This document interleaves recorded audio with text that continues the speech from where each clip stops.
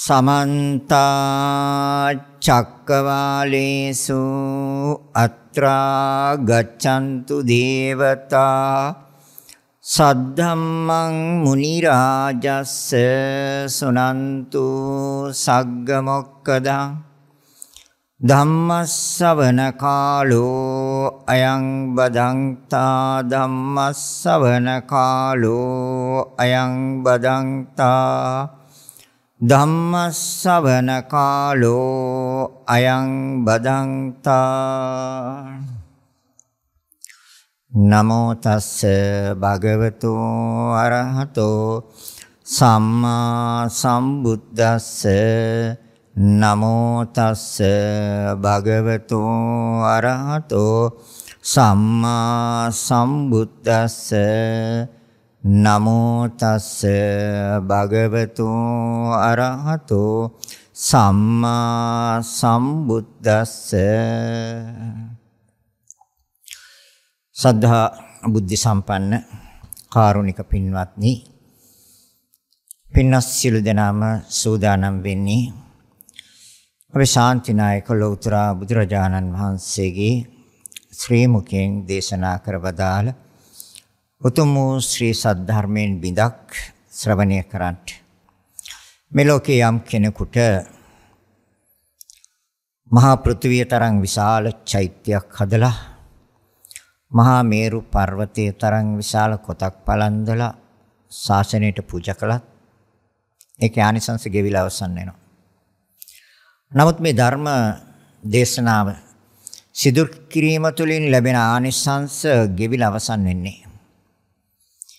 ඒකට හේතුවක් තියෙනවා. හේතුව තමයි යම් කිසි කෙනෙක් මේ සංසාර දුකෙන් මිදෙනවා නම් පිළිවෙලින් සෝවාන් සකෘදාගාමි අනාගාමි අරිහත් කියන සතර මාර්ග සතර ඵල ලැබලා නිවනින් සැනසෙනවා නම් නියස වශයෙන්ම තථාගත ධර්ම ශ්‍රවණය කරන්නට ඕනේ. ඒ නිසා ඒකට ඉඩකඩ සලසා දීම ධර්ම දානමේ පින්කමයි. අර මහා පෘථිවිය තරම් විශාල චෛත්‍යයක් හදලා මහා මේරු පර්වතයේ තරම් විශාල කොටක් පැලඳ ඒකේ ආනිසංස තියෙනවා. හැබැයි ගෙවිලා අවසන් වෙනවා. නමුත් මේ ධර්ම දානමය පින්කමේ ආනිසංස ගෙවිලා අවසන් වෙන්නේ. ඒක නිවනටම හේතු වෙනවා. එහෙනම් ධර්මය හොඳට ශ්‍රවණය කරන්ට සූත්‍ර දේශනාවක් දිගහරිනවා. සංයුක්ත නිකායේ බාහිර වග්ගයේ පළවෙනි සූත්‍රය බාහිර සූත්‍රය. බාහිර කියන්නේ බර. බුදුරජාණන් වහන්සේ භික්ෂුන් වහන්සේලා ආමන්ත්‍රණය කරනවා. මහණෙනි මම නොබලාට බරත් බර අදින්නත් බර ඉසිලීමත් බර බිමින් තැබීමත් දේශනා කරනවා. මොකද්ද? බරත් බර අදින්නත් බර ඉසිලීමත් බර බිමින් තැබීමත් දේශනා කරනවා. මහණෙනි බරනම් කුමක්ද? බරනම් පංච උපාදානස්කන්ධයයි. බර අදින්න යම් නමකින් යම් ගෝත්‍රයකින් යම් පුච්චලයක් ඇද්ද? ඒ බර අදින්න. බර ඉසිලීම මහණෙනි බර ඉසිලීමම් කුමක්ද? යමෙක්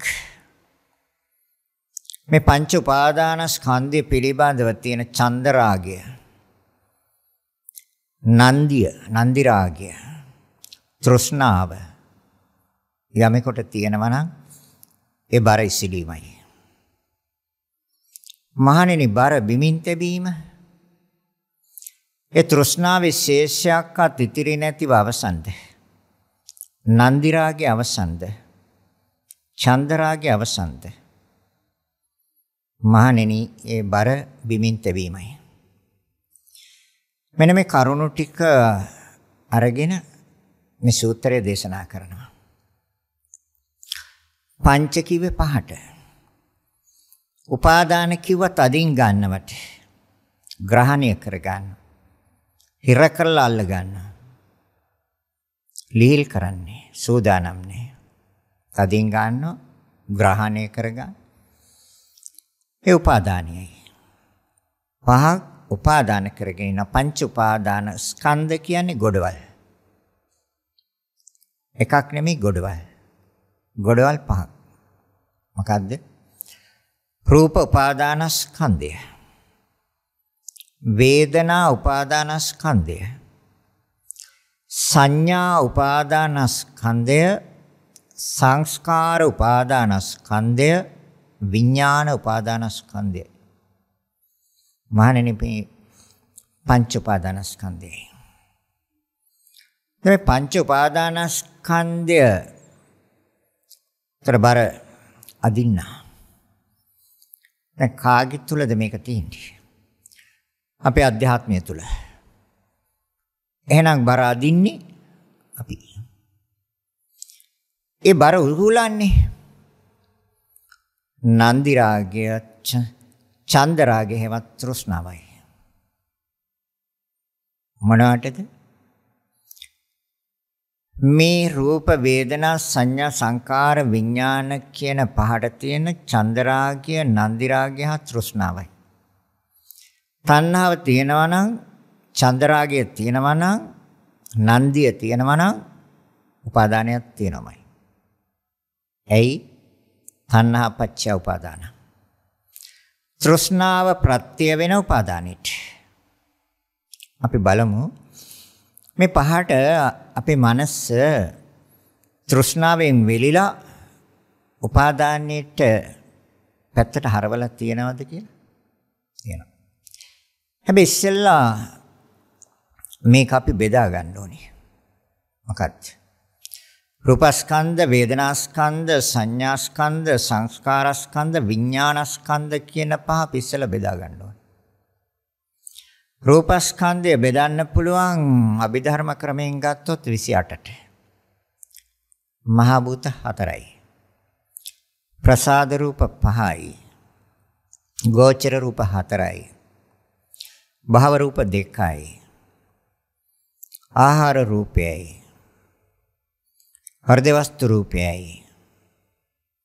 ජීවිත ඉන්ද්‍රිය රූපයයි. පරිච්ඡේද රූපයයි. විඤ්ඤාප්ති රූප 2යි. ලක්ෂණ රූප 4යි. ආදි වශයෙන් බෙදන්න පුළුවන්. විකාර රූප 3යි. ලෞතා මුදිතා කමඤ්ඤතා. මේ ආදි වශයෙන් බෙදන්න පුළුවන්. එහෙම නැත්නම් අපිට පහසුවෙන් බෙදා ගන්න පුළුවන් රූපස්කන්ධය කොටස් 32කට. ඒ 32කට කිව්වා කුණප කොටස් 32ක. කුණු වෙලා යන ගඳ ගහන කොටස් 32ක් අපේ ශරීරයේ අභ්‍යන්තරයේ තුල තියෙනවා. තවත් ධර්මතා දෙකක් එක්ක පැටලිලා ඒ උණුසුමයි වායුවත් එක්ක මේ හතර පඨවි ආපෝ තේජෝ වායෝ. මේ හතර. එහෙනම් අපි බලමු මේ දෙතිස් කුණප කොටාස වලට අපේ කොහොමද තියෙන තෘෂ්ණාව හා කොහොමද තියෙන නන්දි රාගය කොහොමද තියෙන චන්ද රාගය. කෙස් වලට කැමති. අකමැති කෙනෙක් නෑ. හැබැයි ඒක ලස්සනට තියාගන්නත් කැමති. වෙනසක් වුණත් පාට ගන්නවන්නත් කැමති. නන්දිය තියෙනවා. තෘෂ්ණාව තියෙනවා, චන්ද රාගය තියෙනවා. හැඩට කපනවා. ලස්සනට පීරනවා. තථාගතයන් වහන්සේ පා කිව්වේ නෑ. ගැටලුව තියෙන්නේ ඔක සිතින් අල්ලගෙන ඉන්න හින්දා. සිතේ තන ඇලිලා හින්දා ගැටලුව තියෙන්නේ.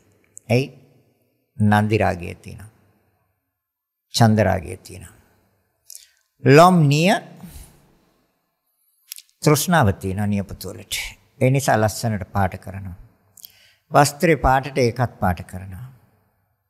ප්‍රිය කරනවා. ආස කරනවා. ඇලුම් කරනවා. ඒ නන්දියයි. ඒ චන්ද රාගයයි. ඒ තෘෂ්ණාවයි. බලන්න කල්පනා කර. එහෙනම් දත් ඒත් ඒ වගේ. ප්‍රියයි. ආස කරනවා. ඇලුම් කරනවා. කැමති. ලස්සනටම තමයි තියාගන්න කැමති. හැබැයි කොණු වෙලා යනවා අපි දන්නේම නෑ. අවුරුදු 60 70 වගේ වෙනකොට ඔය දට්ටික අරියාදුවට හිටවපු ඉනි වගේ වෙනවා. අරියාදුවට ඉනි හිටවන දැකලා තියෙනවා. එකක් මේ පැත්තට එකක් මේ පැත්තට එකක් මේ පැත්තට. දට්ටිකත් ඒ වගේ. හැබැයි චන්දරාගය අවසන් නෑ. තෘෂ්ණාව අවසන් නෑ. කැමැත්ත අවසන් නෑ. දෙක තුනක් හරි තියෙනවා නම් ඒකත් තියාගන්නම තමයි අදහස. තියෙනවද නන්දිරාගය? චන්දරාගය තියෙනවද? තෘෂ්ණාව?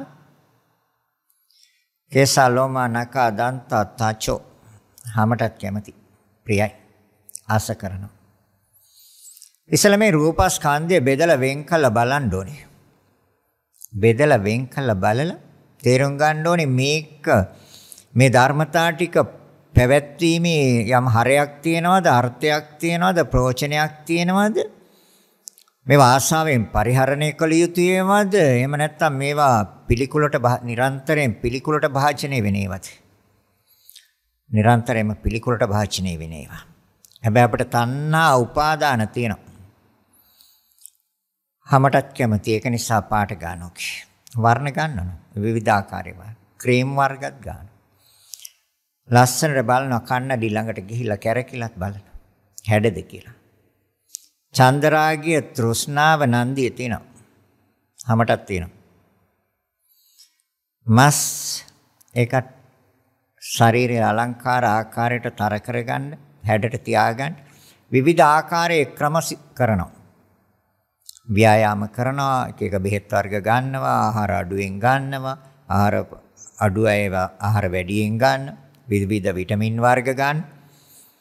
ඒකට තෘෂ්ණාව නැද්ද? චන්දරාගය නැද්ද? නන්දිය හැවත් කැමැත්ත නැද්ද? ඒත් තියෙනවා. එහෙනම් මොකක්ද? අපි සෑම කෙනෙකුටම මේ ස්වභාවය තියෙනවා. ඒ තියෙන්නේ උපාදාන කරන් ඉන්න. තණ්හා උපාදාන. රූප උපාදානස්කන්ධා දුක්ඛ. ඒක තදින් අල්ලන් ඉන්නවද? එහෙනම් කැමති වෙන්න දුකට. දුකෙන් නිදහස් වෙන්න බණ කියන්නේ. සසරෙන් මිදෙන්නයි බණ කියන්නේ. සසරට නෙමෙයි බණ කියන්නේ. නිවනටයි. නහරට ඇටලොඳ වාකුගඩු. මේවේ යම් විපරිණාමයක්, යම් වෙනසක්, යම් විකෘති ස්වභාවයක් ඇති වුණොත් ඒක ආයේ හදන්න හදනවා. ප්‍රകൃති තත්ත්වයට ගන්න හදනවා. දහස් ගණන් වුණත් වියදම් කරනවා. ලක්ෂ ගණන් වුණත් වියදම් කරනවා. කෝටි ගණන් වුණත් වියදම් කරනවා. තව දවසක් හරි තියාගන්න.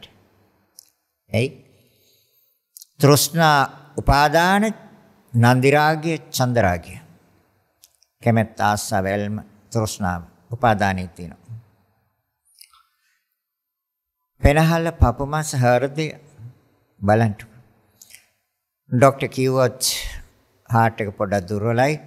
වැල් දෙක තුනක පොඩි ගැටලුවක් තියෙන බව පේනවා කිව්වොත් ලක්ෂ ගණන් හරි වියදම් කරනවා. තව ටික දවසක් තියාගන්න. එහෙම නැත්නම් අලුතෙන් වැල් ටිකක් දාගෙන ආයි ඒ ප්‍රകൃති tattweට ගන්න. කුණු වෙලා යන කොටස් ටිකකට අපි ඇලුම් කරනවා, ආස කරනවා, ප්‍රිය කරනවා. ඒ තෘෂ්ණාවයි තණ්හාව ප්‍රත්‍ය වෙන උපාදානයේට තණ්හාව තියෙනවා නම් උපාදානයක් තියෙනවා.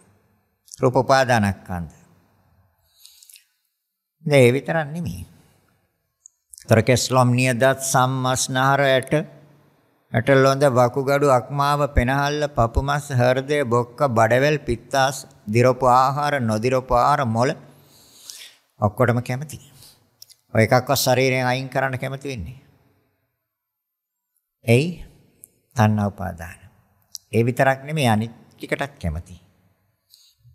ඊටාම දුර්ගන්ධයෙන් යුක්ත, පිළිකුලෙන් යුක්ත, නිරන්තරයෙන්ම පිළිකුලට භාජනය වෙන කෙලසැම සොටු කඳුළු දහඩිය ලේ සැරව පිත්ත මේද තෙල උරුණු තෙල් සඳ මිදුළු මුත්‍රා ඔකට කැමති. නැත්තම් ඔය ශරීරයෙන් අයින් කරන්න. අයින් කළ ජීවත් වෙන්න බෑ. එහෙනම් කොච්චර පිළිකුලට භාජනය වුණත්, පිළිකුල් වුණත්, දුර්ගන්ධයෙන් යුක්ත වුණත් හැබැයි ඒකට කැමති. මහණෙනි ඒ නන්දි රාගයයි. ඒ චන්ද රාගයයි. ඒ තෘෂ්ණාවයි. ඔය දෙතිස් කුණප කොට්ටාසවලටම නැද්ද තෘෂ්ණාව? කල්පනා කරලා. රූප පාදානස්කන්ධ දුක්ඛ. ඔය තියෙන තෘෂ්ණාව, ඇල්ම, කැමැත්ත, ආසාව කවදා හරි අතහරින්න වෙනවා. අන්න එතකොට ඉතුරු වෙන්නේ රූපස්කන්ධයක් විතරයි. රහතන් වහන්සේට තියෙන රූපස්කන්ධයක් විතරයි, රූප උපාදානස්කන්ධයක් නැහැ. අපිට උපාදාන කරන් ඉන්නවා. තදින් අල්ලන් ඉන්නවා. ග්‍රහණය කරගෙන ඉන්නවා. තව දවසක් හරි තියාගන්න වෑයම් කරනවා. වියපැදම් කරනවා. ඒ ඇයි? අවිද්‍යාවත් එක්ක පැටලිලානේ තියෙන තණ්හාව. අවිද්‍යාව තණ්හා දෙකම තියෙනවා. තණ්හාව නැති වෙන්නේ නිකම්ම නෙමෙයි අවිද්‍යාවත් එක්කමයි. තණ්හාව නැති කර අවිද්‍යාවයි තණ්හාවයි දෙකක් නැති කරන්න නෑ එකයි තියෙන්නේ. හැබැයි කරුණු දෙකක්. අවිද්‍යාව කියන්නේ නොදන්නාකම, නොතේරෙන්නකම, නොවැටහීම, මුලාව, අනවබෝධය, මෝහය විවිධ නම් වලින් හඳුන්වනවා අවිද්‍යාව. අවිද්‍යාව තියෙන තණ්හාවෙන්ද. තණ්හාව සාමුලින්ම අවසානං යට අවිද්‍යාවක් නැහැ. තණ්හාව චුට්ටක් හරි තියෙනවා නම් අවිද්‍යාවත් ඒ ප්‍රමාණයටම තියෙනවා. එහෙනම් අවිද්‍යාව තණ්හා නිසා තමයි මේක රැකගන්න. මේකට ප්‍රිය කරන්නේ, මේකට ආශා කරන්නේ, මේකට ඇලුම් කරන්නේ. හොඳට කල්පනා කරලා බලන්න. අපි ඒ රූපස්කන්ධය උපාදාන කරගෙන නැද්ද? තියෙනවා. එහෙනම් උපාදානස්කන්ධ දුක්ඛ. එහෙනම් දුක බලාපොරොත්තු වෙන්න. එයි නැවත එකක් ලැබෙනවා. ඒ ලැබෙනවට කිව්වා ජාති කියලා. ඒකේ විපරිණාමය ජරා. ඒකේ බිඳීම මරණයයි. ඒ තුල ඇති වෙන ශෝකය හිත පාරනවා. කනගාටු, හැඬීම්, වැළපීම්, දුක දෝමනස්යන්. හැබැයි ඒවට කැමති වෙන්න. අර රූපස්කන්ධය, අර දෙතිස් කුණප කුණු වෙලා යන ගඳ ගහන පිළිකුලෙන් යුක්ත පිළිකුලටම භාජනය වෙන ඒ ධර්මතා ටිකට කැමති නම් ඒ ප්‍රත්‍යයෙන් ලැබෙන ප්‍රත්‍යකේ උපකාරයෙන්, ඒ උපකාරයෙන් ලැබෙන ජාති ජරා ව්‍යාධි මරණ ශෝක පරිදේව දුක්ඛ දෝමනස්ස උපායාස. ඒකට කැමති වෙන්න. හැබැයි ඒවට අකමැති. බෑ.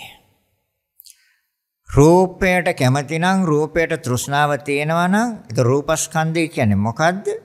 කෙස් කියන්නේ සතර මහා ධාතු. සතර මහා ධාතු විතරක් නෙමෙයි, ඒක තව හතරක් තියෙනවා: වර්ණ, ගන්ධ, රස, ඕජා. ඒකයි කාය ප්‍රසාද රූපයට පාලනය කරන්නේ ජීවිත ඉන්ද්‍රිය රූපයෙන්. කෙස්සල පාලනය මට තියනවද? මට තියෙනවා නම් මම කවදාවත් ඔක සුදු වෙන්න දෙන්නේ නැහැ. හැලෙන්න දෙන්නේ නැහැ. පුපුරන්න දෙන්නේ නැහැ. නෑනේ. ඒතර මගේද පාලනය? නෑ. එහෙනම් මේ කාය ප්‍රසාද රූපයට, කාය කිව්වේ ශරීරය. ප්‍රසාද කියන්නේ පෙර භවයේ කරගත්ත යහපත් දෙයට ලැබිච්ච ස්වභාවයයි ප්‍රසාද කියන්නේ. කර්මයෙන් හටගත් ප්‍රසාද. එහෙනම් කාය ප්‍රසාද, හැබැයි පාලනය මගේ නෙමෙයි.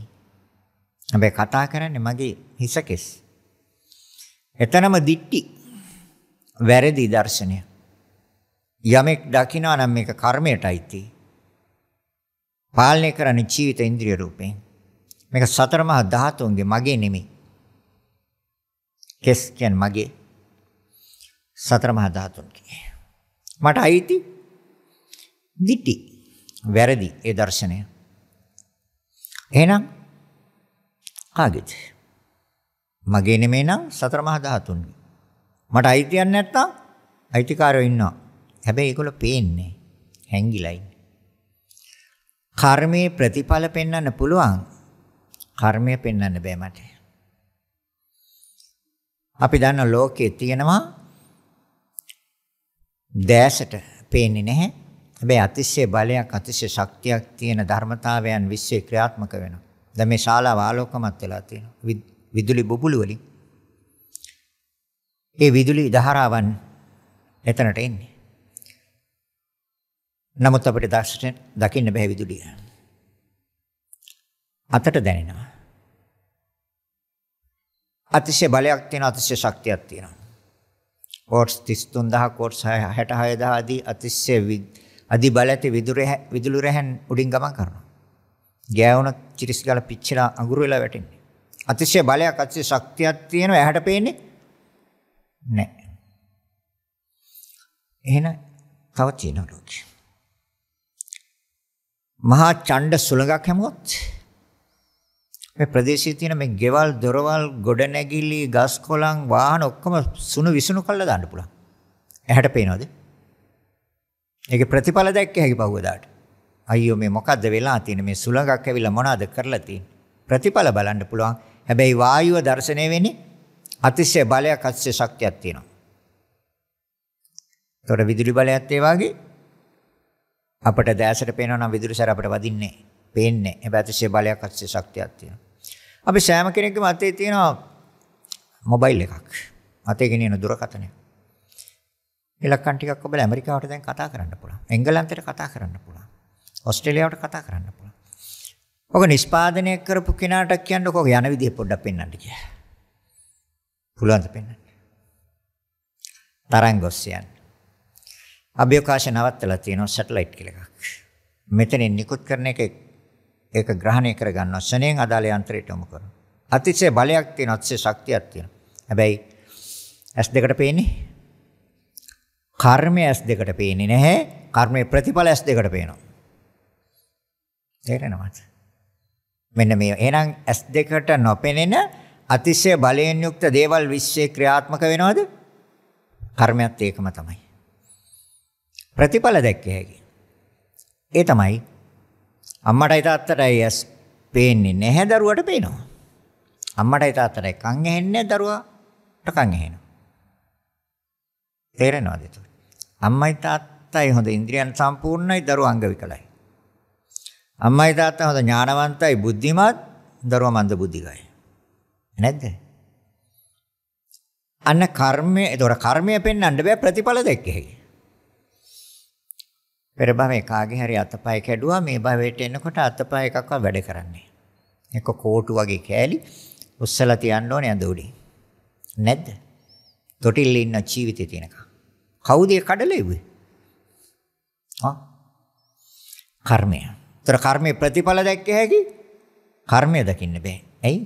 කර්මය කියන ධර්මතාවයේ ගොඩ නැගින්නේ සිතේ. චේතනාහම් භික්කවේ කම්මං වදාමි. මහණෙනි මම චේතනාවම කර්මයේ වශයෙන් පනවනවා. එහෙනම් මේ අයිති අතර පාලනය කරන්නේ ජීවිත ඉන්ද්‍රිය රූපෙන්.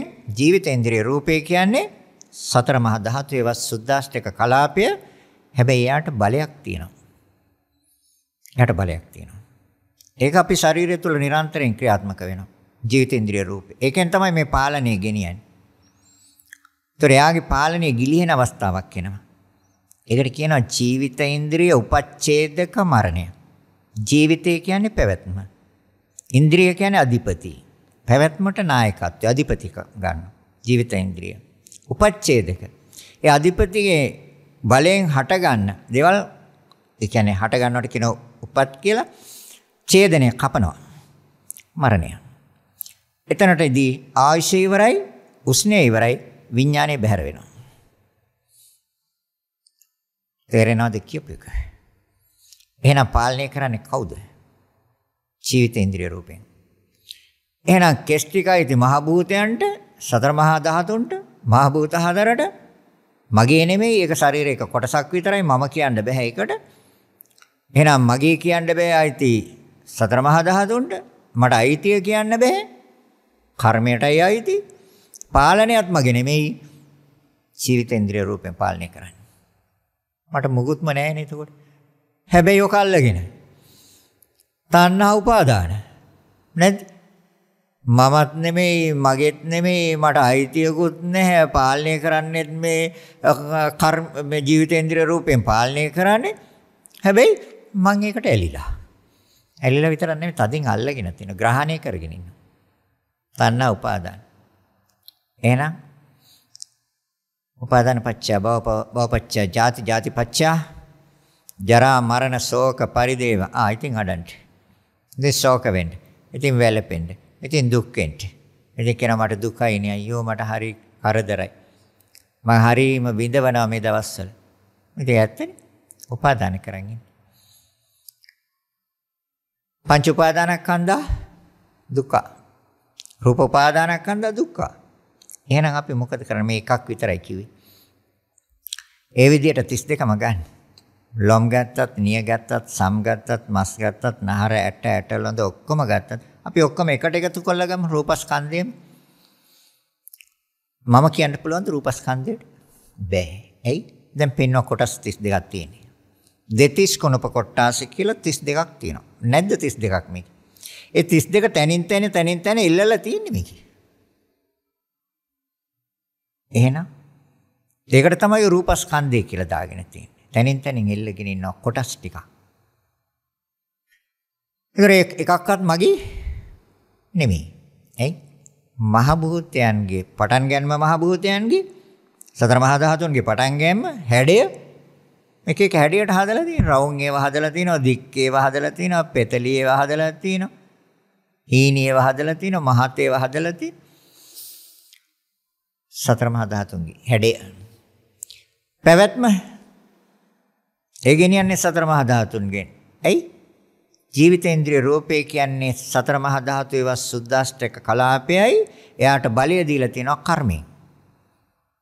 හැබැයි ඒ සතර මහා ධාතුන්ට ජීවිතේන්ද්‍රිය රූපේ නැමැති සතර මහා ධාතුන්ට ඒ සුද්දාෂ්ටක කලාපයට මේ ශාරීරියේ සියලුම රූප කලාප පාලනය කරන්න පුළුවන්. ජනාධිපති රටම පාලනය කරනවා. මිනිසෙක්. තේරෙනවද කියන්නේ?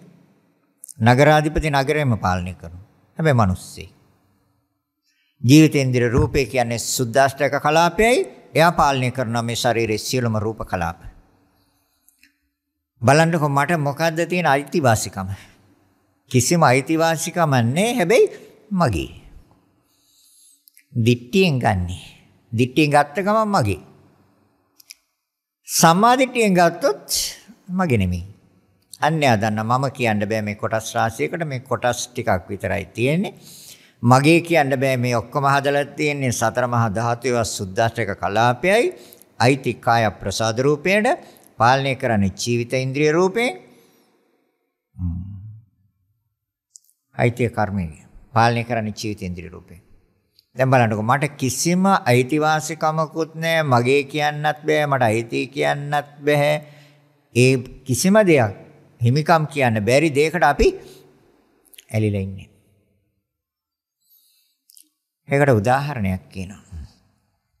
සතර මහා ධාතු ගැන තේරුම් ගන්න උදාහරණයක් කියනවා.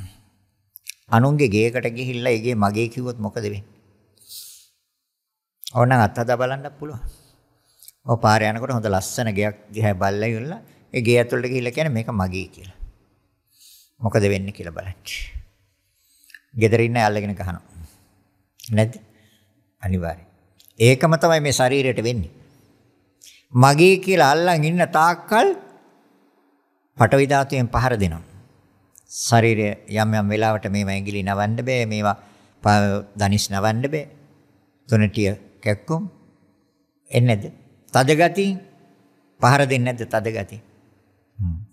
ඒක භූතික. තවත් ඉන්න භූතිය තුන් දෙනෙක්. අනිත් එක්කෙනා තමයි ආපෝ ධාතුව. එයා පහර දෙනකොට නහයෙන් කටින් ගලනවා. සෙම්ප්‍රතිස්සා, එම්බිරිස්සා, සෙම ශරීරය ඇතුළේ දිය කරලා. අන්න ඒ භූතය පහර දෙනවා. අනිත් භූතය පහර දෙනකොට උෂ්ණත්වය නගිනවා. 104ට උන. කටුව තියලා බලනවා. අන්න ඒ භූතය ගහනවා. පහර දෙනවා. අර ගෙදරට කියලා ගේ මගේ කිව්වනේ. 4 දෙනෙක් අල්ලන් ගහනවා. අනිත් භූතය වායුව. බෙල්ල හරවන්න බෑ. අතක් උස්සන්න බෑ. දනිස් නවන්න බෑ. හැදෙන්නේ නැද්ද? තුනටි. කැක්කම හැදෙන්නේ නැද්ද? අන්න අනිත් භූතයත් අල්ලන් ගහනවා. එයි අනුන්ගේ වෛත්‍ය කරගත්තාම ගුටි කණ්ඩ වෙනව නේද? ඒකම තමයි මේකේ වෙන්නේ මේ ශරීරේ. අර භූතය 4 දෙනාම අල්ලන් ගහනවා. ඒතකොට රිදෙන්නේ නැද්ද? වේදනාවක් නැද්ද? ඒ වෙනස් වීම තුළ වේදනාව, දුක, ශෝකය, කනගාටුව, හැඬීම්, වැළපීම් එන්නේ නැද්ද? ඉතින් අර භූතයෝ නෙවෙයි ටික ඇති කරලා තින්නේ. හැබැයි භූතයන්ට කැමතියි. තණ්හා උපාදාන. භූතයෝ ටික අල්ලගෙන ඉන්නවා. ග්‍රහණය කරගෙන ඉන්නවා. උපාදාන කරගෙන ඉන්නවා. නැද්ද? රූප උපාදානස්කන්ධ දුක්ඛ අතහරින්න. අතහරින්නේ. කොච්චර කිව්වත් අතහරින්නේ. අවබෝධය තුල අතහැරෙනවා. මම කියන දිට්ඨිය මිදුනහම අතහරි. මගේ කියන දිට්ඨිය මිදුනොත් අතහරිනවා. මට අයිති නෑ කියන ඒ සම්මා දිට්ඨියට આવොත් අතහරිනවා. මේක අයිති කර්මයට කියලා තේරුම් ගත්තොත් අතහරිනවා. පාලනය කරන ජීවිත ඉන්ද්‍රිය රූපයෙන් කියලා දැක්කොත් අතහරිනවා. මම කියලා දකින තාක්කල් අතහරින්නේ. මගේ කියලා දකින තාක්කල් අතහරින්නේ. මට අයිති කියලා හිතෙන තාක්කල් අතහරින්නේ. පාලනය කරන්නේ මම කියලා මගේ ආත්මය කියලා හිතෙන තාක්කල් අතහරින්නේ. අනුන්ගේව අල්ලගෙන ගුටික කයින්න හැමදාම ඉතින් හැමදාම දුකයි. ඒ නිසා තමයි බුදුරජාණන් වහන්සේ දේශනා කරන්නේ එන රූප උපාදානස්කන්ධ දුක්ඛද අවබෝධයට ගන්න. රූපස්කන්ධය බෙදලා වෙන් කළ බලන්න. ඒ බෙදලා වෙන් කළ බැලීම තුල තමන්ට තේරෙයි. අනේ එයි මම මෙච්චර කල් මේකට ඇලිලා හිටියේ මේක මමත් නෙමෙයි මගෙත් නෙමෙයි මට අයිතිත් නෑ පාලනයත් මට කරන්න බෑ. අනේ මොකටද මේක? මං අදින් පස්සේ මේකට ඇලුම් කරන්නේ ආස කරන්නේ මං කැමති නෑ මං ප්‍රිය කරන්නේ සිත අයින් කරා. අයින් කරන තාක්කල් දුකයි. වේදනාස්කන්ධ වේදනා උපාදානස්කන්ධ වේදනාස්කන්ධේ නම් ගැටලුවක් නෑ වේදනා උපාදානස්කන්ධ. දැන් විඳීම උපාදාන කරන්නේ නැද්ද? ඇහෙන් විඳිනවා. කොහෙන්ද විඳින්නේ? ඇහෙන් විඳිනවා. ඇහැ මූලික වෙලා විඳිනවා. හැබැයි විඳින කෙනෙක් නැහැ. විඳින්නෙකුත් නැහැ විඳවන්නෙකුත් නැහැ. හැබැයි දාගෙන තියෙන මම තමයි විඳින්නේ කියලා. නෑ. මෙන්න බලන්න හොඳට කල්පනා කරලා ඇහෙන් විඳිනවා නම් මෙන්න මේ ධර්මතා ටික නෙමෙයිද උපකාර කරන්න කියලා. පළමුවෙන් ඕනේ ඇහැ. ඇහැ එරිහාම ඉදිරියේ තියෙන රූපයකට එක්ක සම්බන්ධ වෙනවා. දෙකේම නැති දෙයක් එනවා. චක්කු විඥාන. ඇසයි රූපයෙන් සම්බන්ධ වීම නිසා දෙකේම නැති දෙයක් එන්නේ. චක්කු විඥාන. ඒ කියන්නේ රූප පිළිබඳව දැනගැනීමේ සිතක් හැදෙනවා. කර්ණ තුන එකතු කරලා දුන්න ස්පර්ශය විසින්. ස්පර්ශය විසින් එකතු කරලා දුන්න. තින්නම් සංගති පස්සෝ. ඒ ස්පර්ශය නිසායි විඳින්නේ. ඒ ස්පර්ශය නිසා විඳිනකොට නාම ධර්ම තුනක් හා රූප ධර්ම දෙකක් තමයි සම්බන්ධ වෙලා තියෙන්නේ. මම විඳින්නේ නැහැ මට විඳින්නත් බෑ. මම විඳවන්නෙත් නැහැ. හොඳට පරීක්ෂා කරන්න. හොඳට හොයන්න. මේකට කියන්නේ භාවනා කියලා. බුද්ධියෙන් කරන පරීක්ෂණයකට භාවනා කියනවා. බුද්ධියෙන් කරන්නේ මේ පරීක්ෂණය. බෙදලා වෙන් කළා බලනවා කොහොමද මේ ටික ක්‍රියාත්මක වෙන්නේ. දැන් මම කිව්ව එක පැහැදිලිද? ඇස ඕනේ ඇහෙන් විඳින්න. ඇහැ නැතුව ඇහෙන් විඳින්න බෑ. බාහිර රූපයක් ඕනේ. ඇහැ තිබුණටත් බෑ. බාහිර රූපෙකුත් ඕනේ එකට. දෙක සම්බන්ධ වෙනවා. හැබැයි එතන තියෙන රූපානුව තමයි ඒ සිත හැදෙන්නේ. දැන් මේ ශාලාව තුල තියෙනවා නම් යම් රූපයක් දැන් මෙතන හැරියාම ඒ රූපය තමයි ඇහැට මුණ ගැහෙන්නේ. ඒ අනුව තමයි සිතක් හැදෙන්නේ. මේ ශාලාවෙන් එළියට ගියාම එළියේ තියෙනවද යම් රූපයක් ඇහැට සම්බන්ධ වෙනවද? ඒ අනුව තමයි එතන සිත හැදෙන්නේ. නැද්ද? තේරෙනවද කියන එක? එහෙනම් ප්‍රත්‍යයට අනුරූප නේද ඵලය හටගන්නේ. ප්‍රත්‍ය කියන්නේ උපකාරය. උදව්ව පිහිට. ඒ අනුව තමයි ඵලය. ඵලය තමයි අර දැකීමේ සිත. ତොර ප්‍රත්‍ය උපකාරය ඇහැයි බාහිර රූපයයි. දෙක එකට සම්බන්ධ වෙනවා. ඒ අනුව ඵලයක් හටගත්තා. ඒකට කිව්වා චක්කු විඥාන. කර්ණ තුන එකතු කළේ ස්පර්ශයයි. ස්පර්ශය නිසායි විඳින්නේ. ඒක ස්පර්ශ වුනේ නැත්නම් කවදාවත් විඳින්න බැහැ. අන්ධය විඳිනවද එහෙන්? එයි රූප ඇහැට ස්පර්ශ වෙන්නේ. බිහිරි පුච්චලයක් කණෙන් විඳිනවද? බෑ. එයි ශබ්ද ස්පර්ශ වෙන්නේ. එහෙනම් පස්සපච්චා වේදනා කිව්ව එක හරිද බුදුරජාණන් වහන්සේ? පස්සපච්චා වේදනා ස්පර්ශය නිසාමයි විඳින්නේ. ඒතර මමද විඳින්නේ? ද හේතුඵලද? නාම රූප දෙකක ක්‍රියාවක්ද? චක්කු විඥාණය නාම ධර්මයක්. නාම කියන්නේ සිත හා සිතත් එක්ක පවතින සිතුවිලි වලට නාම කියනවා. එතනින් මෙහා මේ ලෝකයේ තියෙන සියලු මේවා රූප හේවස් සතර මහා ධාතු. එනම් විඥානීය නාම ධර්මයක්. කර්ණ තුන එකතු කළ ස්පර්ශේ නාම ධර්මයක්. ස්පර්ශය නිසා විඳිනවා, විඳීමේ සිතක් හැදෙනවා. ඒ නාම ධර්මයක්. නාම ධර්ම තුනයි, ඇහි රූපයයි රූප ධර්ම දෙකයි. මමද දැක්කේ, මටද පෙනුනේ, මමද බැලුවේ, හේතුඵල ධර්මතාවයක්ද? හොඳට බලන්න, කල්පනා කරලා. හොඳට හිතන්න. හොඳට විභාග කරන්න. හොඳට කරුණු පහ වෙන් කරන්න. නාම ධර්මයට තුනක් තියෙනවා. චක්කු විඥාන, චක්කු සම්පස්ස, චක්කු සම්පස්සජ වේදනා. රූප ධර්මයට දෙකක් තියෙනවා. ඇසයි බාහිර රූපයයි. දෙකම සුද්දාෂ්ටක කලාප, සතර මහා ධාතු. සතර මහා ධාතු කොටස් දෙකක් එකතු වෙලා නාම ධර්ම තුනක් හැදුවා. ඒකට අනුරූපව, ප්‍රත්‍යයට අනුරූපව ඵලයක් හටගත්තා. මේක තමයි බුදුරජාණන් වහන්සේ ඉදිරිපත් කරපු න්‍යාය හේතුඵල. දන්නවනේ බුදුරජාණන් වහන්සේ ඉදිරිපත් කරපු න්‍යාය මොකද්ද? මහණෙනි, මම මේ මුළු විශ්වයම කොටස් දෙකට බෙදනවා. සංකත, අසංකත. අසංකත කිව්වා නිවනට. සංකතයි කිව්වේ එතනින් මෙහා තියෙන සියලු මේවා හටගන්න හේතු ප්‍රත්‍ය. දැන් එතකොට මේ කරුණ ටික සිද්ධ වෙන්නේ හේතු ප්‍රත්‍යයට අනුරූපවද? එතකොට මම නෙමෙයිනි, මගෙත් නෙමෙයි, මට අයිතිත් නෑ. පාලනය මගේද? නෑ, අර ප්‍රත්‍යයට අනුරූපනේ අර ඵල හටගන්න. ඒතර පාලනයත් මට නෑ. හැබැයි මම ඔක උපාදාන කරන් ඉන්නවා. උපාදානතර වේදනා උපාදානස්කන්ධා දුක්ඛ. රූප අල්ලන් ඉන්න තාක්කල්, උපාදාන කරන් ඉන්න තාක්කල් දුක්ඛ. වේදනා උපාදානස්කන්ධා දැන් එකක් කිව්වේ. සෝත සම්පස්සජා වේදනා. සෝත කිව්වේ කනට. ගෝචර වෙන්නේ බාහිර ශබ්ද. ශබ්දයක් කනේ ගැටෙනවා. ඒතකොට හැබැයි කනයි ශබ්දයයි නෙමෙයි තියෙන්නේ. පරමාර්ථයට යන්න ඕනේ අපි. මේ සම්මුතියෙන් කියන්නේ, සම්මුතියෙන් අපි පරමාර්ථයට යන්න ඕනේ. ඒතර පරමාර්ථයට ගියාම තියෙන්නේ කන කියන්නේ සතර මහා ධාතු සුද්දාෂ්ටක කලාපේ, බාහිර ශබ්දේ කියන්නේ සතර මහා ධාතු ඒවා සුද්දාෂ්ටක කලාපේ. සුද්දාෂ්ටක කලාප දෙකක් එකට සම්බන්ධ වෙනවා. දෙකේම නැති දෙයක් වෙනවා. එතන තියෙන ශබ්දයට අනුවයි එතන සිත හැදින්නේ. දැන් මේ ශාලාව ඇතුළේ ඉන්නකොට මේ ශාලාවෙත් තියෙන දෙයම් සද්දයක්, ඒ අනුව සිතක් හැදෙනවා. එළියට ගියාම යම් ශබ්ද ඇතිද? ඒ ශබ්දයට අනුවයි එතන සිත හැදෙන්නේ. එහෙනම් මම හදාගන්නවද සිත්? නෑ. ඒතර ප්‍රත්‍යයට අනුරූපවද හැදෙන්නේ? හේතුඵලද? ඔව්. මොනවද හේතු? කනයි බාහිර ශබ්දයයි. ඒතර කන කිව්වේ සම්මුතිය. සම්මුති වචනයක්. ප්‍රඥප්තිය කන කියන්නේ. ඒ කියන්නේ සතර මහා ධාතුන් හඳුනා ගන්න දීලා තියෙන නමක් තමයි කන කියන්නේ.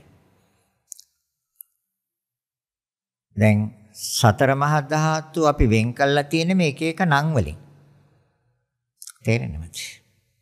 දැන් යමෙකුට කිව්වොත් එකපාරක් කිව්වා ඇහෙන්නේ නැත්තම් අපි කතා කරන්නේ යාගේ කන ඇහෙන්නේ නැහැ කියලා. නේ? ඇයි වට ඇහුන්නේ නැද්ද කියලා අහනවා. දැන් අපි නිකන් හරි කිව්වොත් ඔයාගේ සතර මහා ධාතුන්ට මොකද වෙලා තියෙන්නේ කියලා? එතකොට අවුලක් වෙනවා. එයි එයා බලයි කොහෙද එහෙම දෙයක් තියෙන්නේ කියලා. අපි සම්මුතිය ජීවත් වෙන්න ඕනේ, මනසින් ඉන්න ඕනේ පරමාර්ථයේ. ඒතර කන කිව්වේ මොකටද? සතර මහා ධාතුන්ට සුද්දාෂ්ටක කලාපේ. බාහිර ශබ්දය සතර මහා ධාතුවේ සුද්දාෂ්ටක කලාපේ. ඒ දෙක එකට සම්බන්ධ වෙනවා. දෙකේම නැති දෙයක් වෙනවා. කනේ සිත් නැහැ. බාහිර ශබ්දේ සිත් නැහැ. හැබැයි මේ දෙක සම්බන්ධ වෙනකොට දෙකේම නැති දෙයක් වෙනවා ශනේ. හැබැයි කියනවා මට ඇහුනේ. මං අහගත්තා. මං අහගෙන හිටියේ. ඒක කවුද අහගෙන හිටියේ? කාටද ඇහුනේ? නෑ. හේතුඵලද? ඉතින් ඕකනේ බුදුරජාණන් වහන්සේ ඉදිරිපත් කරනවා. මේ ප්‍රායෝගික ජීවිතේ පොඩ්ඩක් කල්පනා කරලා බලන්නකො මේ හේතුන්ගෙන් නෙමෙයිද මේක හැදෙන්නේ කියලා. ඒතර කන හැදෙන්නේ එහෙම නැත්නම් මේ සතර මහා ධාතුන්ගේ පටන් ගැනීම හැදෙන්නේ, හැඩය හැදෙන්නේ, පැවැත්ම හැදෙන්නේ, අවසානය තීරණය කරන්නේ කර්මයෙන් නම් දැන් මේක මගේ කිව්වම හරියද? නෑ. ඒතර සතර මහා ධාතුන්ගේ හැඩයක් මේ හදලා තියෙන්නේ. කනක් හදලා නේ. අපි ඒකට නමක් දාගත්ත කන කියලා. සතර මහා ධාතුන්ගේ පටන් ගැනීම මවගේ ගර්භාෂයේ පටන් ගැනීම හැදුනේ මේක. ඒතර පටන් ගැනීම කර්මෙන්නේ. සෝත ප්‍රසාද රූපයේ විකෘති නම් උප්පත්ති ඉඳලා මෙහෙන්නේ. ඒතර පටන් ගත්තේ මවගේ ගර්භාෂයේදී නේද? ඒතර කණේ පැවැත්මක්ද පටන් ගත්තේ සුද්දාෂ්ටක කලාපයේ පැවැත්මක්ද පටන් ගත්තේ. සතර මහා ධාතුන්ගේ පැවැත්මක්. සතර මහා ධාතුන්ගේ පැවැත්මක් පටන් ගත්තා. හැඩය ඒ සතර මහා ධාතුන්ගේ. ඇදගෙන යන්නේ කර්මයෙන්. ජීවිතේන්ද්‍රිය රූපයට බලය දීලා තිනවා. ඒ සතර මහා ධාතු. හැබැයි අර කර්මය නැමැති චේතනාව ඒකෙන් තමයි මේක තීරණය කළේ. මේකේ ප්‍රකෘති tattya හා විකෘති tattya තීරණය කළේ කර්මය. අවසානයේ තීරණය කරන්නේ කර්මය. කර්මයේ බලය දීලා තියෙන ජීවිතේන්ද්‍රිය රූපෙට. හැබැයි මං කැමතියි. කැමතිද නැද්ද? ඒකෙන් විඳින්න කැමතියි. කනෙන් විඳින්න කැමතියි. නාසයෙන් විඳින්න ගාන සම්පස්සජා වේදනා. නාසයෙන්ුත් විඳිනවා. කැමතියි. එහෙනම් තණ්හාව එතන තියෙනවා. තණ්හාව තියෙනවා නම් උපාදානෙ දැන් නාසයට උපාදානෙ නැද්ද? ගන්ධයට උපාදානෙ නැද්ද? බාහිර සුවඳට ඒකටත් තියෙනවා. ඒ දෙක නිසා හැදෙන සිතක්. ගාන විඥානය. ඒකටත් කැමතියි. කාරණා තුන එකතු කරන ස්පර්ශය ඒකටත් කැමතියි. ස්පර්ශය නිසා විඳිනවා ඒකටත් කැමතියි. වේදනාවටත් කැමතියි. නාසයෙන් විඳින වේදනාවටත් කැමතියි. ඉතින් වේදනාව උපාදානස්කන්ධා. කැමති කියන්නේ තෘෂ්ණාව, නන්දිය, චන්දරාගය. ඒතර තෘෂ්ණාව තියෙනවා නම් උපාදානෙ තියෙනවා. ගාන සම්පස්සජා වේදනා. ජීව සම්පස්සජා වේදනා. දිව මූලික කරගෙන හටගන්නේ. බාහිර රසයක් සම්බන්ධ වෙන්නේ සතර මහා ධාතු කොටස් දෙකක්. කොහෙවත් නැති එකක් එනවා. ඒ රසයට අනුවයි සිත හැදෙන්නේ. ඒකේ ලුණු වැඩි නම් ලුණු රහයි කියේ. මිරිස් වැඩි නම් සැර වැඩි කියේ. ඇඹුල් වැඩි නම් අපෝ ඇඹුල් වැඩි මේකේ කියන. ඒ අනුව නෙමෙයිද සිත හැදුනේ. ඒ ආහාරය අනුව ඒකේ රසය අනුව නෙමෙයි. ඒක සතර මහා ධාතුන්ටයි තියෙන්නේ. හැබැයි මේ සිතක් හැදුවා. දිව බාහිර රසය හැදුවා සිතක් චිව විඥාණය කර්ණ තුන එකතු කළ ස්පර්ශය නිසා විඳින්නේ. ආහාර ටිකක් ශරීරේ වෙන කොහොවත් තියලා විඳින්න බෑ. පුළුවන්ද? දිවේම තියන්න ඕනේ විඳින්න. ජීවා සම්පස්සජා වේදන. හැබැයි මමද විඳින්නේ දිවෙන් ද හේතුඵල. හැබැයි මම ඔක උපාදාන කරන් ඉන්නවා. කාය සම්පස්සජා වේදනා. කය බාහිර පහස ඒ දෙකමයි සතර මහා ධාතු ඒවා සුද්දාෂ්ටක කලාපේට දෙකේම නැති දෙයක් කියන්නේ කාය විඥානය. ඒතන තියෙන පහස අනුව තමයි ඒ සිත හැදෙන්නේ. කර්ණ තුන එකතු කරන ස්පර්ශය නිසා විඳිනවා. නාම ධර්ම තුනක්, රූප ධර්ම දෙකක්. කයයි පහසයි රූප ධර්ම. කාය විඥාන, කාය සම්පස්ස, කාය සම්පස්සජ වේදනා නාම ධර්ම. නාම ධර්ම කියන්නේ ශණයක් තුල ඇති වෙලා නැති වෙලා යන සිතුවිල්ලක් විතරයි. වේදනාව බුදුරජාණන් වහන්සේ උපමා කළේ දිය බුබුලට. දිය බුබුලේ හරයක් තියනවද? වටිනාකමක් තියනවද? අර්ථයක් තියනවද දිය බුබුලේ? ගෙදර ගිහින් බත් ඇලිය උතුරනකොට බලාගෙන ඉන්නකො මොකද වෙන්නේ කියලා. වේදනාවත් ඒ විදිහම තමයි. ශණයක් පාසා බුබුල එනවා, එන බුබුල ශනේ විඳීමත් ඒ විදිහම තමයි. විඳින කෙනෙකුත් නැහැ, පුජ්‍යලයකුත් නැහැ, සත්‍යයකුත් නැහැ. ස්පර්ශය නිසා වේදනාව හට ගන්නවා. වේදනාවට ප්‍රත්‍ය වෙන ස්පර්ශයයි. හැබැයි මගේ මං අල්ලගෙන ඉන්නවා. තණ්හා උපාදාන. උපාදාන දුක්ඛ. වේදනා උපාදානස්කන්ධ දුක්ඛ. මනෝ සම්පස්සජ වේදනා. මනස, සිත, විඥානය ගෝචර වෙන්නේ බාහිර අරමුණ. දෙක නිසා හැදෙනවා සිතක්. ඒ ආරම්භණයට අනුවයි සිතක් හැදෙන්නේ. මනෝ විඥානය. ගත්තේ නාම ධර්ම විඳ වේදනාවක් හඳුනාගත්ත දෙයක් ඕ බලවත් වෙච්ච සිතක් නම් ගත්තේ.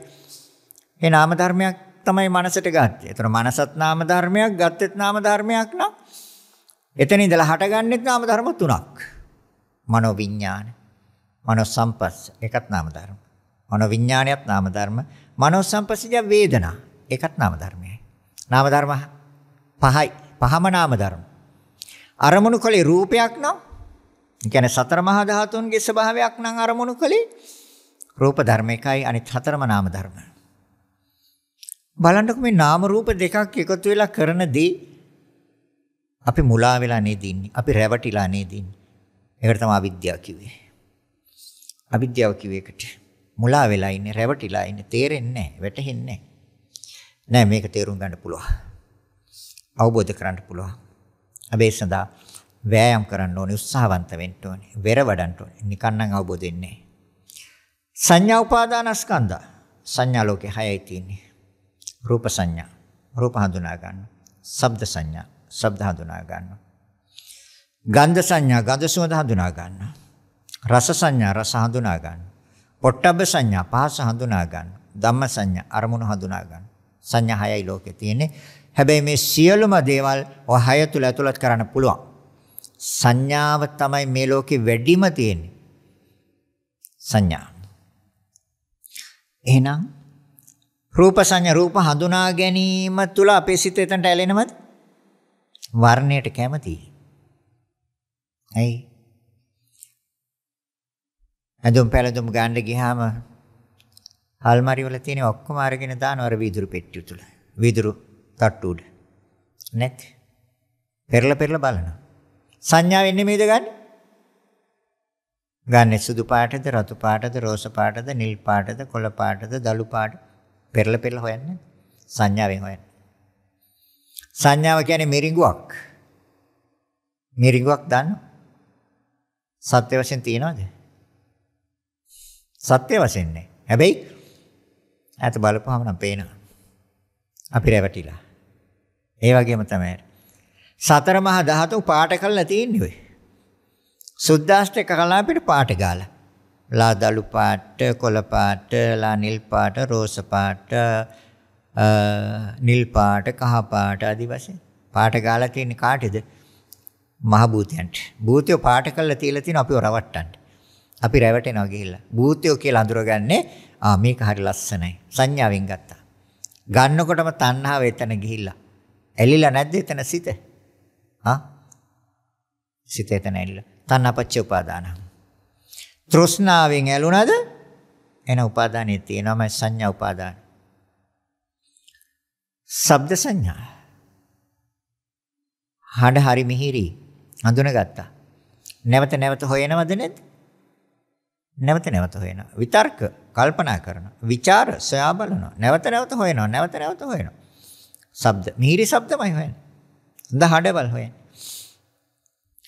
කොහෙ ගිහිල්ලත් හොයන්නේ ඔක. දිව්‍ය ලෝකෙ ගිහිල්ලත් හොයන්නේ ඔකම තමයි. මනුෂ්‍ය ලෝකෙත් ඔකම තමයි තියෙන්නේ. අනිත් අයට විඳින්න බැරි නිසා එයාලා දුක් වෙනවා. ප්‍රේතයෝ එහෙම. තිරිසන් ලෝකෙත් තියෙන්නේ ඔකම තමයි. සංඥාවෙන් හඳුනා ගන්න. ඒගොල්ලන්ගේ වර්ගය හඳුනා ගන්නවා, ආහාර හඳුනා ගන්නවා, ලගින තැන හඳුනා ගන්නවා, සංඥාවෙන් ගන්න. සංඥාවල් හැමතැනම තියෙනවා. එහෙනම් ගන්ධ සංඥා සිතක් විතර හැදෙන්නේ. මොන ප්‍රත්‍යෙන්ද හැදෙන්නේ? ස්පර්ශ ප්‍රත්‍යෙන්. චක්කු සම්පස්සජ සංඥා. එහා මූලික වෙලා හට අඳුන ගන්නවා. චක්කු කියන්නේ ඇහැ බාහිර රූපයයි දෙක නිසා හැදෙන සිතයි කර්ණ තුන එකතු කරන්නේ ස්පර්ශයයි ස්පර්ශය නිසායි හඳුනන්නේ. නැත්තම් හඳුනා ගන්න බෑ. සෝත සම්පස්සජ සංඥා. සෝත කිව්වේ කන බාහිර ශබ්දයයි දෙක නිසා හැදෙන සිතක් කර්ණ තුන එකතු කරන්නේ ස්පර්ශයයි ස්පර්ශය නිසා හඳුනා ගන්න. නාම ධර්ම 3යි රූප ධර්ම 2යි. මට හඳුනන්න බෑ. ඇහෙන් හඳුනන්නත් බෑ, කනෙන් හඳුනන්නත් බෑ, නාසයෙන් හඳුනන්නත් බෑ, දිවෙන් හඳුනන්නත් බෑ. හේතු ඵල. ප්‍රත්‍යයට අනුරූපවයි ඵලෙ හටගන්නේ. නාසය බාහිර ගන්ධය දෙක නිසා හැදෙන සිත කර්ණ තුන එකතු කරන්නේ ස්පර්ශය නිසා හඳුනා ගන්න. ස්පර්ශ නැත්නම් හඳුනා ගන්න බෑ. නාම ධර්ම 3යි රූප ධර්ම 2යි. මම නෙමෙයි හඳුනා ගන්න. හැබැයි අපේ සිතේ එතන ඇලිලාද නැද්ද? ඇලිලා නම් එතන උපාදානෙ තියෙනවා. සංඥා උපාදාන. සංඥා උපාදානස්කන්ධ දුක්ඛ. සංඥා උපාදාන කරනවද? එහෙනම් දුක බලාපොරොත්තු වෙන්න. එයාට ජාතියක් තියෙනවා, චරාවක් තියෙනවා, ව්‍යාධියක් තියෙනවා, මරණයක්, ශෝකයක්, කනගාටුවක්, හැඬීමක්, වැළපීමක්, දුක්ඛ දෝමනස්යන් යට උරුමයි. සංඥාවට කැමති නම් ඒකටත් ඒ ටිකටත් කැමති වෙන්නේ. එයි සංඥා උපාදාන කරගන්න කෙනාට නියත වශයෙන්ම අර දුක් ටික ලැබෙනවා. හැබැයි දුක් ප්‍රතික්ෂේප කරන්න හදනවා. ප්‍රතික්ෂේප කරන්න බැහැ. සංඥාවට තියෙන චන්දරාගය අයින් කළොත් අර දුක් ටික හටගන්නේ නෑ. ඒක තමයි පිරිණිවීම කියන්නේ. මේ ස්කන්ධ පහේ අප්‍රවෘත්තිය ප්‍රවෘත්තිය නෙමෙයි. ප්‍රවෘත්තිය කියන්නේ පැවැත්ම. අප්‍රවෘත්තිය කියන්නේ නොපැවැත්ම. නොපැවැත්ම තමයි නිවන. එතන නොපැවැත්ම නම් උපාදානය අයින් කරන්න ඕනේ. අන්න බුදුරජාණන් වහන්සේ දේශනා කරන භික්ෂුන් වහන්සේලාට මහණෙනි. එතකොට දැන් බර දන්නෝ. පංච උපාදානස්කන්ධේ බර. බර අදින්නේ වාඩි වෙලා ඉන්න අය හාමුදුරුවොත් බර අදින්න තමයි ඇවිල්ලා තියෙන්නේ මේ භවයටත්. පෙර භවයේ බර ටික බිමින් තියාගන්න බැරි වුණා. ඒ හින්දා මේ භවයට ආවා ආයි බර අදින්න. ඔය සියලු දෙනාත් ඒ වගේ. බර බිමින් තියන තාක්කල් මේ බර අදින්න වෙනවා. බර අදින්න. බර උහුලනවා. ඒ තමයි තෘෂ්ණාව, චන්දරාගය, නන්දිරාගය. ඒකෙන් තමයි මේක අල්ලන් ඉන්නේ. උහුලගෙන ඉන්නේ. තෘෂ්ණාව අයින් කරන්න බලන්න සාමුලින්ම. කාම තණ්හා, භව තණ්හා, විභව තණ්හා 108 ආකාරයක් තියෙනවා තෘෂ්ණාවේ. සාමුලින් අවසන් කරන්න බලන්න. බර බිමින් තිබ්බේ නැද්ද කියලා බලන්න. කැමති නැහැ හැබැයි. හැබැයි දන්නවා හොඳටම.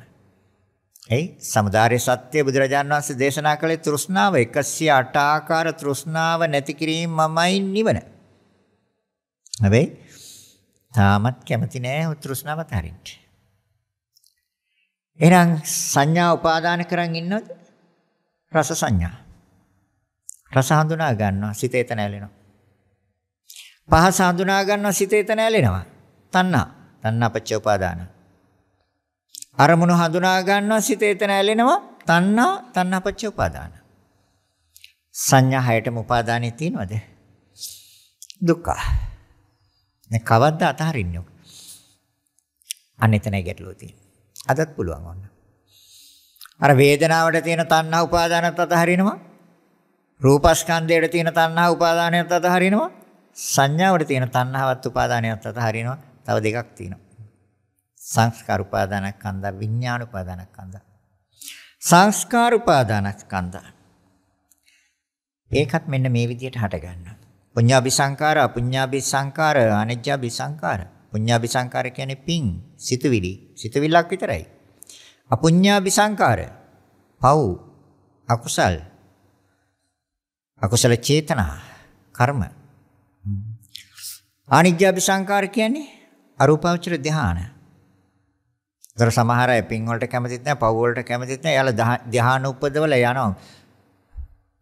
අරූප තලයකට ආකසඤ්ඤායතන, විඥානච්ඡායතන, අකිඤ්ඤඤ්ඤායතන, නේවසඤ්ඤාසඤ්ඤායතන. අන්න ගිහිල්ලා ඉන්න කල්ප ගණන්, කල්ප 20000යි, 40000යි, 60000යි. නේවසඤ්ඤාසඤ්ඤායතනේ කල්ප 84000යි. ආයෙත් එනවා හැබැයි. ආයෙ එනවා. අන්න ඒකයි බුදුරජාණන් වහන්සේ දේශනා කරන්නේ. මහණෙනි නැවත හටගන්මක් තියෙනවා නම් එතන දුකයි. නැවත හටගන්මක් නැද්ද? ඒ තමයි සසරේ නිමාව. සසර ගමන අවසන්. නොපැවැත්ම. රූප, වේදනා, සංඥා, සංකාර, විඥාන කියන පහේ පැවැත්ම නැහැ. අවසන්ද?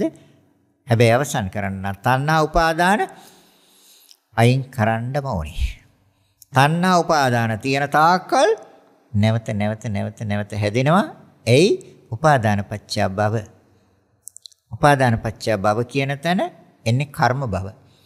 උපාදානය තදින් ගැනීම නිසා සත්‍යය කරන්නේ කර්ම. කර්ම භව නිසා තමයි උප්පත්ති භවයක් හටගන්නේ.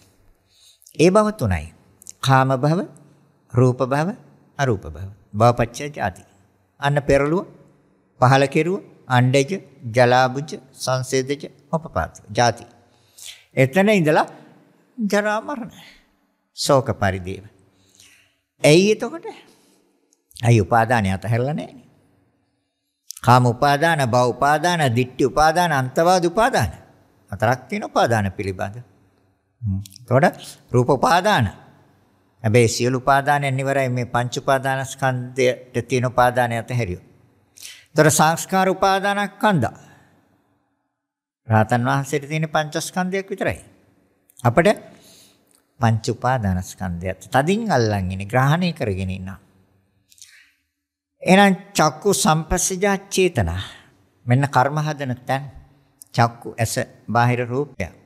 දෙක නිසා හැදෙනවා සිත. කර්ණ තුන එකතු කරන්නේ ස්පර්ශයයි. ස්පර්ශය නිසා බලවත් වෙනවා සිත. චක්කු සම්පස්සජා චේතනා. බලවත් වෙච්ච සිතට තමයි කර්ම කියන්නේ. චේතනාවවත් කර්ම කියන්නේ බලවත් වෙච්ච සිතට. සිත බලවත් නම් යම් දෙයක් කෙරෙහි එතන නියත වශයෙන්ම කර්මයක්. චක්කු සම්පස්සජාත් වෙන.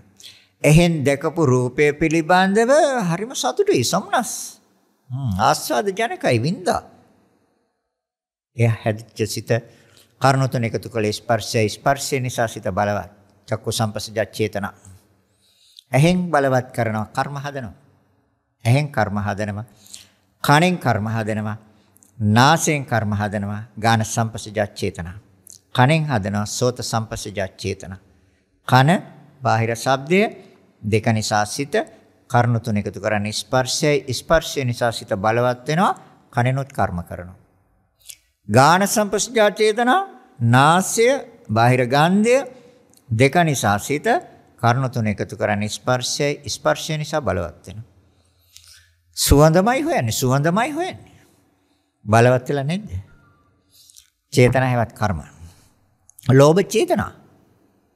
නොලැබෙනවා නම් ලැබුණ නැත්තම් දේශ චේතනා. දෙකම කර්මනේ. නිකං කර්ම නෙවෙයි කර්ම මූල. අකුසල මූල. ලෝභයයි ද්වේෂයයි මොකද්ද? අකුසල මූල ධර්ම. ලෝභයයි ද්වේෂයයි අවසන් නම් මෝහයත් අවසන්. හැබැයි අකුසල මූල ධර්ම තුනක් ඉදිරිපත් කර බුදුරජාණන් වහන්සේ ලෝභ, ද්වේෂ, මෝහ කියලා. හැබැයි මෝහය අවසන්, ලෝභයයි ද්වේෂයයි අවසන් නම් මෝහයක් නැහැ. මෝහය තියෙන්නේ ලෝභයයි ද්වේෂයයි එකමයි තියෙන්නේ. තේරෙනවද කියන්නේ? එහෙනම් ජීවා සම්පස්සජා චේතනා දිව මූලික කරගෙන දිව බාහිර රසය දෙක නිසා හැදෙන සිත කර්ණ තුන එකතු කරන ස්පර්ශය නිසා සිත බලවත් වෙනවා. නැද්ද ආහාරයට සිත බලවත් වෙලා නැද්ද? ප්‍රණීත ආහාරයක රසය භුක්ති විඳොත් ඒ රසය නැවත හොයන්නේ නැද්ද? නැවත හොයන්නේ නැද්ද?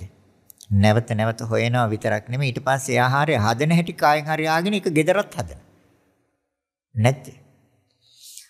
ජීව සම්පස්සජා චේතනා සිත බලවත් වෙලා රසයමයි හොයන්නේ. උපාදාන කරගෙන ඉන්නේ. උපාදාන නැද්ද සංස්කාර එතකොට? කාය සම්පස්සජා චේතනා. කයෙන් ලැබපු පහස හරි සමුදුයි. ආස්වාද ජනකයි. බාහිර අධ්‍යාත්මික කය බාහිර පහස දෙක නිසා හැදුන සිතක් කර්ණ තුන එකතු කළ ස්පර්ශය නිසා සිත බලවත්.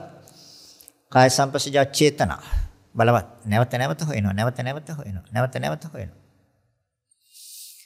උපාදාන. නැවත හොයන්නේ උපාදාන නිසා.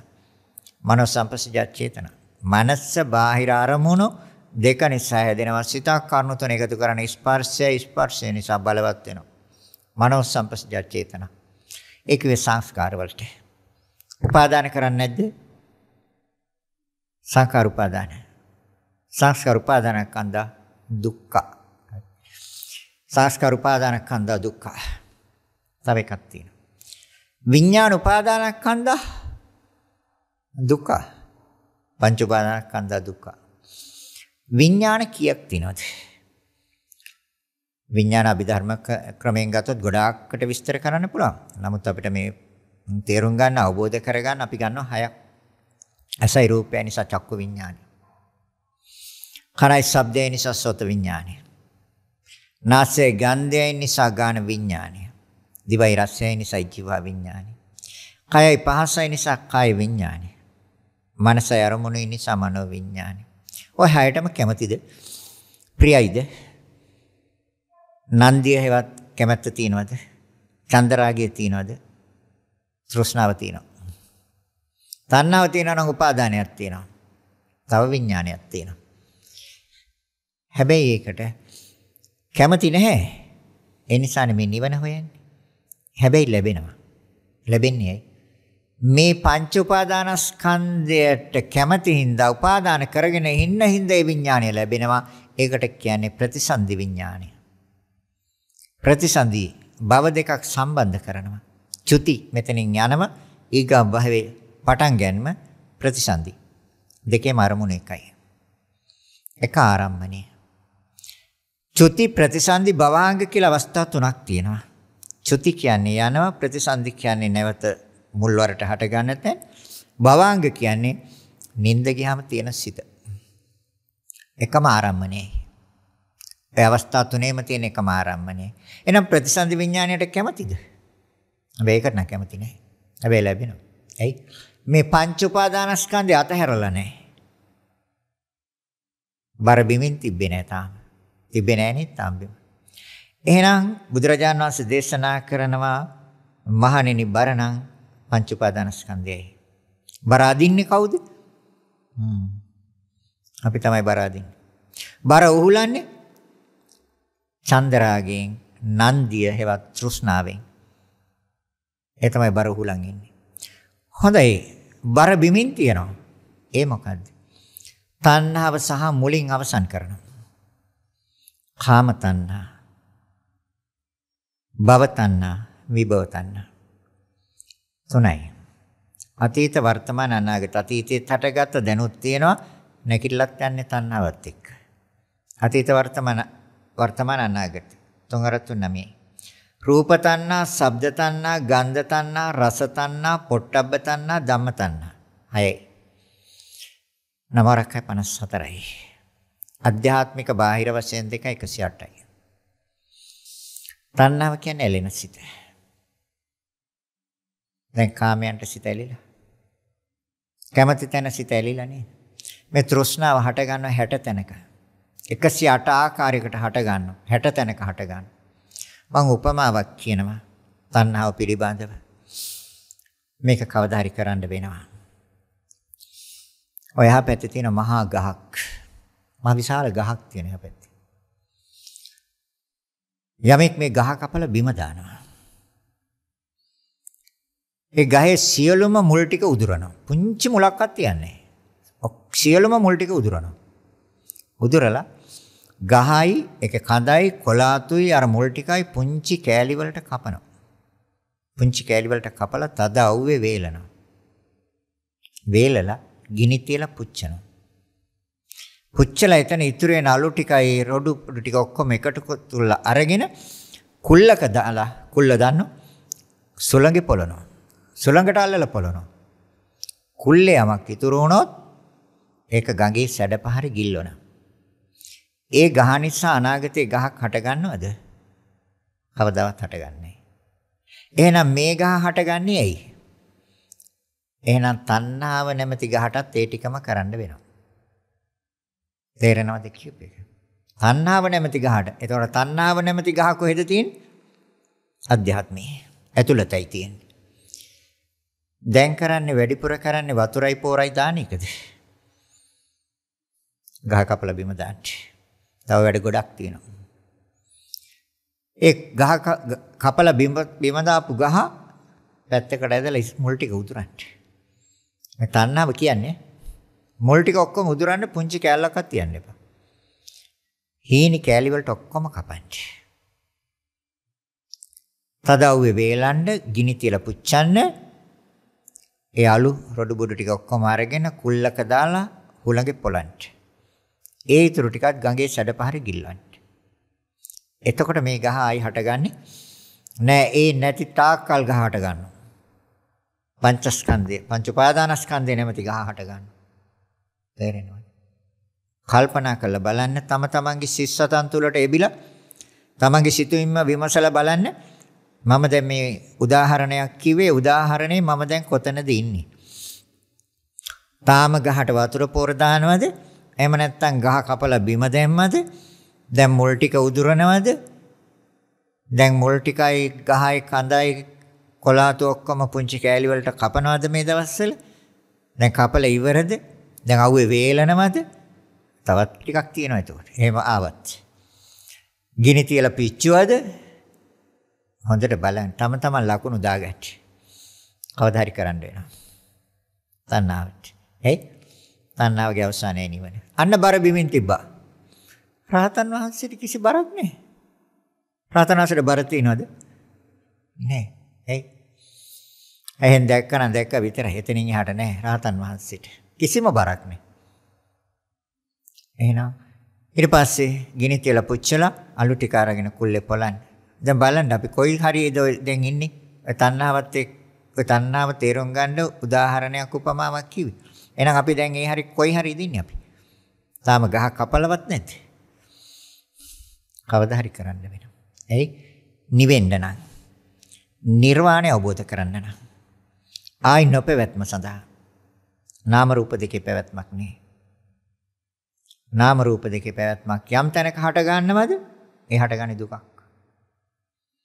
නාම රූප දෙකේ නොපැවැත්ම ස්කන්ධ ධාතු ආයතනවල නොපැවැත්මයි නිවන. නැවත හටගත්තොත් සසර අර පුංචි මුල් කැල්ලක් හරි තිබ්බොත් ආයි ලියලනවා. තේරෙනවද? පුංචි මුල් කැල්ලක් හරි තිබ්බොත් ආයි ලියලනවා. ඒකයි අර සියලුම මුල් උදුරන්න කිව්වේ. එහෙනම් අන්න බර බිමින් තිබ්බා. බර බිමින් තියලා බලන්න මොනතරම් සැහැල්ලුද කියලා. එදාට සියලු බලාපොරොත්තු නැහැ සිතේ. අපේක්ෂාවක් නැහැ. බලාපොරොත්තු අපේක්ෂාවක් නැහැ. අතීතය අනාගතය එදාට අතහැරලා. ඒ තෘෂ්ණාව තියෙන තාක්කල් අතීතය ගැන හොයනවා. තෘෂ්ණාව තියෙන තාක්කල් අනාගතය ගැන හොයනවා. තෘෂ්ණාව තියෙන තාක්කල් පංචකාම සම්පත්තිය විඳිනවා. අතට තෘෂ්ණාව සහ මුලින්ම අවසන් නම් ආය අපේක්ෂා කිසිම දෙයක් නැහැ. කිසිම බලාපොරොත්තුවක් නැහැ. පංචකාම සම්පත්තිය විඳීමක් නැහැ. අතීතය අනාගතය අතහැරලා රැයට හොඳට නිින්දයයි. ඒ නැති තාක්කල් රැයට කල්පනා කරනවා. ඒකනේ කිව්ව රැයට දුන් දානවා දවල්ට ගිනි ගන්නවා කිව්වා නේද? මේ පැහැදිලිද කියන්නේ? අන්න බුදුරජාණන් වහන්සේ දේශනා කරන මහණෙනි එහෙනම් බාර සූත්‍රය. ඒතොර දැන් බර බිමින් තියන්නේ කවද්ද අපි? තාම කරේ තියන් ඉන්නවද? ශාලාවෙන් එළියට යන්නේ කරේ තියාගෙනද? ඒ කිව්වේ තණ්හාවට.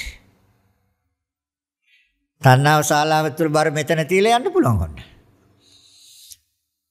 රූපයට මම කැමති නැහැ, ප්‍රිය නැහැ, ඇලුම් නැහැ. රූප උපාදානස්කන්ධය අතහැරියා. වේදනා උපාදානස්කන්ධය අතහැරියා. සංඥා උපාදානස්කන්ධය අතහැරියා. සංස්කාර උපාදානස්කන්ධය අතහැරියා. විඥාන උපාදානස්කන්ධය අතහැරියා නම් ආයි ප්‍රතිසන්දියක් නැහැ. විඥානය ආයි බහින්න තැනක් නැහැ. විඥානය නිවුණා. සංස්කාර නිවුණා. සංඥාව නිවුණා. වේදනාව නිවුණා. රූපස්කන්ධේ නිවුණා. පංචස්කන්ධෙම නිවුණා. රාතන් වහන්සේ ඉස්සල්ලාම සිද්ධ වෙන්නේ කෙලෙස් නිවෙන්නේ. ක්ලේශ පරිනිර්වාණය. අන්න බර බිමින් තිබ්බා. හැබැයි පංචස්කන්ධය ඉතුරුයි. පංච උපාදානස්කන්ධයක් රාතන් වහන්සේට නැහැ. ඒ උපාදානය අවසන් කළානේ තියෙන්නේ. තෘෂ්ණාව නැත්තම් උපාදානයක් නැහැ. තණ්හාව තිබ්බොත් උපාදානයක් තියෙනවා. එහෙනම් ඒතොර රාතන් වහන්සේ තෘෂ්ණාව අවසන්, ශේෂයක්වත් නැහැ ඉතිරි සියල්ල අවසන්. එහෙනම් උපාදානයක් නැහැ. උපාදානයක් නැත්තම් රාතන් වහන්සේට තියෙන්නේ පංචස්කන්ධයක් විතරයි. දැන් අපටත් පුළුවන් ඕනනම් පංචස්කන්ධය අරගෙන යන්න පුළුවන්. බණ ටික කිව්වේ නිවනට. දැන් ශාලාවෙන් එළියට යන්නේ පංචස්කන්ධය අරන් යනවාද පංච උපාදාන ගෙනාපු එකම අරන් යනවාද? කැමති එකක් ගෙනියන්න. බණ ටික ඇහුවා. ලංකාවේට විතරක් නෙමෙයි ලෝකවාසී සියලු දෙනාටයි බණ කිව්වේ. මේ ක්‍රමය අනුගමනය කරන්නම වෙනවා. නිවෙන්න නම් එහෙම නැත්නම් අර කරුණු ටිකත් බලාපොරොත්තු වෙන්න මොනවද? ජාති ජරා ව්‍යාධි මරණ ශෝක පරිදේව දුක්ඛ දෝමනස් උපායාස සම්භවಂತಿ.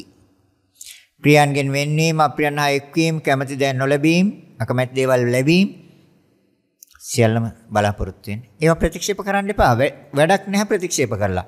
එයි නියත වශයෙන්ම ලැබෙනවා. මේ පහ උපාදාන කරගෙන ඉන්න තාක්කල් අන්න බුදුරජාන් වහන්සේ දේශනා කරන මහණෙනි මේ බර බිමින් තැබීමයි. එහෙනම් බර නම් පංච උපාදානස්කන්ධයයි. බර අදින්නේ සත්‍ය සම්මුති වශයෙන් ගන්න සත්‍ය පුච්චලයා. ତර බර උහුලන්නේ නන්දි රාගය, චන්ද රාගය, තෘෂ්ණාව. ඔය හැම එකකින්ම හඳුනන එකම දේ ඇලෙන සිත. එහෙනම් බර බහත් තියෙනවා, බිමින් තියෙනවා. ඒ තෘෂ්ණාවගේ සහ මුලින්ම අවසානයයි. කවදා හරි කරන්න වෙනවා. කවදාද කරන්න කියන එක ඔයත් තීරණය කරගන්න. ධර්ම දේශනාව අවසන් කරනවා.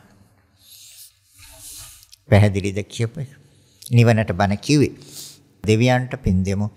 ආකාසට්ඨා ච බුම්මට්ඨා දේවා නාග මහිද්దికා පුඤ්ඤන්තං අනුමෝදිත්වා චිරන් රක්ඛන්තු ලෝක සාසනං ආකාශට්ටා ච බුම්මට්ටා දේවානාගා මහිද්దికා පුඤ්ඤන්තං අනුමෝදිත්වා චිරන් රක්ඛන්තු දේශනං ආකාශට්ටා ච බුම්මට්ටා දේවානාගා මහිද්దికා පුඤ්ඤන්තං අනුමෝදිත්වා චිරන් රක්ඛන්තු මං පරන්ති.